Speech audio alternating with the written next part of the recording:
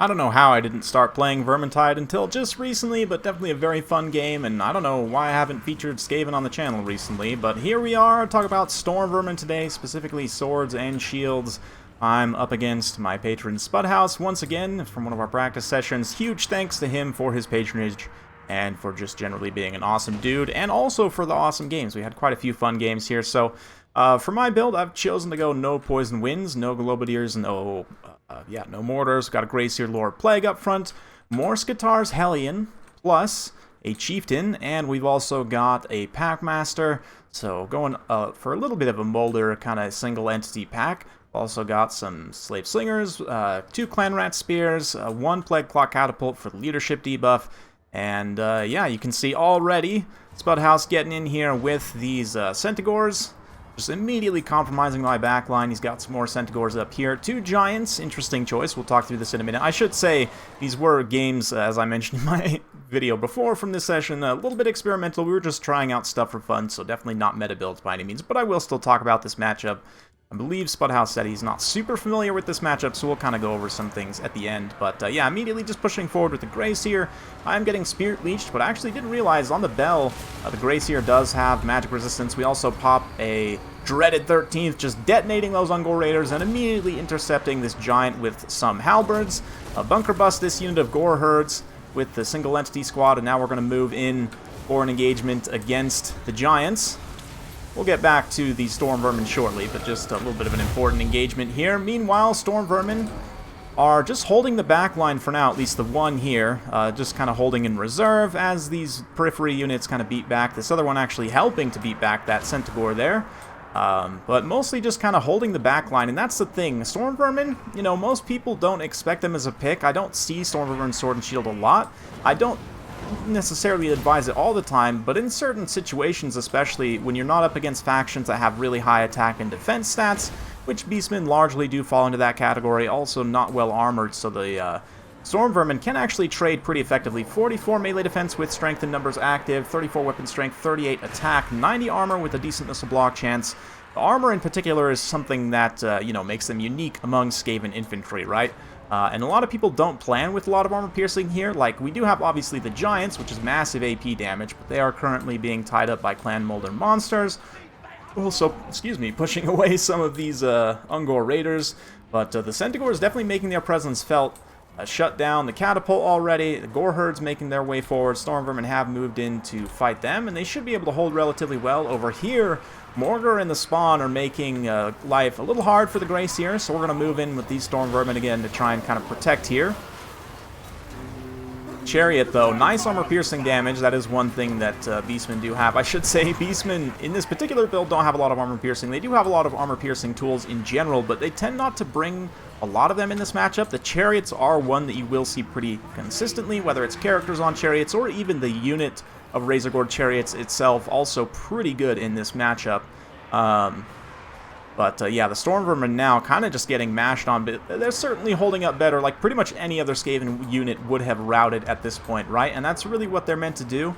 The fact that they can actually stand and grind means against lighter targets, they can get some value. This one over pursuing those Gore Herds pretty significantly, but man, I think my camera settings are a little tweaked. I apologize if things are a little jittery today, guys. Eventually, the Molder squad makes its way over. They are older, I'm sure, by several minutes. I mean, that's just true of anyone, but yes, the Packmaster, the Chieftain, more Skatar's Hellion, getting in and just wrecking shop on this entire squad. The Brave Shaman skedaddles on out of there very wisely. The more he gets hit by more Skatar's Hellion, the less he's going to be able to cast spells, and the charge animations do actually allow them to keep up. The Packmaster is fast enough to catch him by himself, and with the poison, should be able to get him a little bit slower so more Skatars can catch up.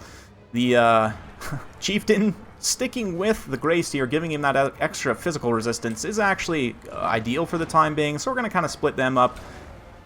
Meanwhile, Stormvermin, again, just holding. We've got this unit here after cleaning up, this unit back from over pursuing as well, getting into a position to just hold the line. You can see most of my other forces are pretty much gone. I mean, we do have one unit of Clan Rat Spears relatively healthy, but You know, normally the Skavens are almost entirely reliant on summons to continue to have a functional, you know, infantry support line of any kind. Given that they are infantry, usually you typically just bring all chaff as the Packmaster finishes off a rally giant there. But Stormvermin, again, just provide you that back line, and like here, they've been in several bad engagements, but they still continue to fight alongside the Gracier, and yeah, managed to get some pretty good damage in as a result. Their weapon strength is decent. Again, their stats are really not that good for a unit of that price range, but 120 unit models means they can definitely take a beating and still have a good amount of offensive power left into a late stage of a game, right? Like a lot of units, they lose too many models, and yeah, they'll still be able to contribute somewhat, especially if they have decent melee defense and what have you, but the Stormvermin, I mean, they just have models to give, right? So even after taking losses, it's like these guys, still 45 unit models, right? Another Spirit Leech on the Gracier. He is getting dangerously low. Some Rallied Ungor Raiders, which are definitely an amazing unit. I always have to say, Ungor Raiders OP. Not really, but very strong. Yeah, we're going to disrupt them. Try and force them out of position with that Scorch. To take a little bit of damage from that, not too much. But at this point, Morgor is going to get somewhat surrounded by the squad here. And Stormvermin still fighting. We've got some rallied Gore Shields trying to come back. Stormvermin are going to help see them off. This other one over here, just again, pushing those light Beastmen infantry away. And this is a trade where the Stormvermin's armor really helps them, and the numbers as well. I mean, they significantly outnumber the Gore Herds, even at, you know, base unit model count. And as a result, they can just trade so efficiently.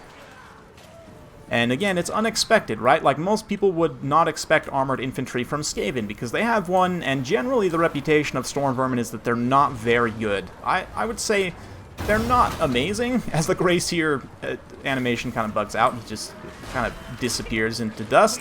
But I would say they are very good in the right situation and used appropriately, right? Like here, up against the Beastmen, you know, their offensive kind of fast punching power means that often your infantry line can evaporate very quickly. But they themselves are relatively light, and if you can kind of weather the storm, then they should be able to, you know, die to attrition against Skaven, right? And I didn't necessarily have a full-on attrition build with, like, a Plague Furnace. You know, the Plague Priest on the Bell, the Gracier, I should say, on the Bell, does not have the same AoE drain effect. It does have some AoE effects, but it's not a Mortis engine. Yeah, this last Stormvermin here was holding out, getting rear charged by Centaurs, fighting Gores on the one side, and still just fighting tooth and claw, managing to pull out a victory. Pretty close one, though. Honestly, from Spudhouse's perspective, I think, for me, like, getting those two Ungor Raiders early on pretty nicely with that dreaded 13th spell ended up being pretty important in that late game. If I had to chase down, like, a couple healthy units of Ungor Raiders, you see how low my Molder monsters are. That could have potentially made the difference. That high volume DPS ranged fire, and, like, may have taken down the Gracier much faster, so yeah, that spell in particular I do think changed things quite a bit. But from Spudhouse, considering this is a fairly unconventional build from him, and me, I guess, too, did relatively decently. I told him, basically, I'll tell you guys as well, for this build, literally you just change the Giants out for Cygors, and I think this build is actually pretty strong against Skaven. The Centaurs definitely had a field day. Just ran all over my lines, all of them getting, like, well over 100, almost 150 plus kills. I mean, that's really good. Very good micro from him on that front, chasing routing units. The Gore Herds had a little bit of a tough time, you know, against the monsters and the Gracier and the Stormvermin even. They did not do great, right? And, yeah, Ungor Raiders, one of them did awesome. You can see the one that didn't get hit by that dreaded 13th spell ended up paying great value, which is why I say if these other ones had not been hit by that, I think probably maybe Spudhouse takes out the win there. I mean, it's tough to say. A lot of RNG. Great job by the caster, too, though. Getting some nice casts, microing around, charging into various units. Yeah, for my part, I mean, obviously, the Molder squad does carry pretty heavily here, but they're only able to do so because, you know, the Stormvermin are holding the line. They don't quite pay for themselves. Stormvermin, though, Sword and Shield, I mean, I have got them to pay for themselves before, but really they're more of a defensive unit, so you're not necessarily looking for them to get a lot of damage value, but even still, 900 damage value on sort of a defensive infantry with subpar stats is actually pretty good. 144 kills on these guys, not quite so much value, but definitely cleaning up a lot of touted units. I totally didn't micro the wolf rats at all, and might have even forgot to talk about them whatsoever. The Plague Claw Catapult's also a little bit of a loss, but credit to Sputhouse for his mobility play there. Very fun stuff. Yeah, kind of a little bit off meta builds. It's fun, though. Definitely enjoy it. That being said, about the Stormvermin, they're at 1,000 cost. They're like right on the borderline between mid tier and high tier. I guess 1050 sort of puts them very slightly in the elite category, but comparing them to other elite Sword and Shield infantry makes them look pretty bad. I mean, probably the most favorable comparison I can think of is maybe Marauder Champs. Only 80 armor on these guys, 75 unit models. Not quite half, but close to half the unit model. A little more than half the unit models. Less than the Stormvermin, so that is a significant consideration when looking at their stats. But Stormvermin only, actually 2 higher melee attack, which is surprising to me. Significantly less melee defense, although again, the strength in numbers does help even that out somewhat when leadership is high. So, add that. What is that? +8. Yeah, +8 melee defense to that difference. Leadership lower, again, you would kind of expect that as Skaven. Speed is a little bit of a weird one with Skaven because of the way the strength and numbers work. Like, this is sort of their average speed, but really, in reality, they're either 12% higher or 12% lower, given their leadership state. So it's a little bit weird, but generally they can be thought of as faster than Marauder Champions. Again, the 17 less melee defense is pretty considerable, but close to the same weapon strength, close to the same charge bonus, really, honestly, pretty comparable. And given the extra unit models, the melee defense becomes not so much of an issue. HP is pretty close, though, so HP per model, right, much, much lower. And they will lose models, there's no question about that. But definitely can hold the line. The 90 armor, again, can be surprising. A lot of people might not bring anti-infantry armor piercing. They might bring armor piercing anti-large to deal with, potential doom wheels, flayers, plague priest also, but in general, actually, people often don't, just because if there's only a few armored units, then you don't necessarily need to always have a lot of armor-piercing damage. You can kind of get away with using perhaps armored debuffs or just good positional micro and focus to try and deal with the armored units that Skaven do have, given that, even though they are armored, 100 armor's not crazy. It's not like a, steam tank or a Stilodon or something, right? So, anyway, kind of rambling a little bit, but if you need some rats to actually hold, the Stormvermin are there for you. We'll probably talk about the Halberds another day. I think they're even more situational than the Sword and Shield. I do think you can get away with using the Sword and Shield in more situations. Like Norska, actually, is a faction that I might consider them against. Norska, again, might have chariots here, but Stormvermin also, another thing about them, much better mass, right, than other units. But just in general, them being able to weather the storm a little bit better of something like Berserkers, Champs, just regular Marauders even. Like, I don't know if they'll beat Berserkers, actually. I would need to test that. Maybe not, but they'll hold up better, certainly, than any other Skaven infantry, right? And can actually potentially trade decently.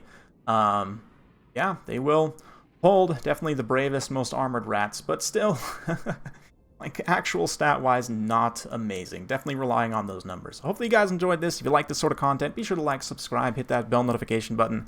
Every time I upload a new video, you'll be notified. Thanks again. See you next time.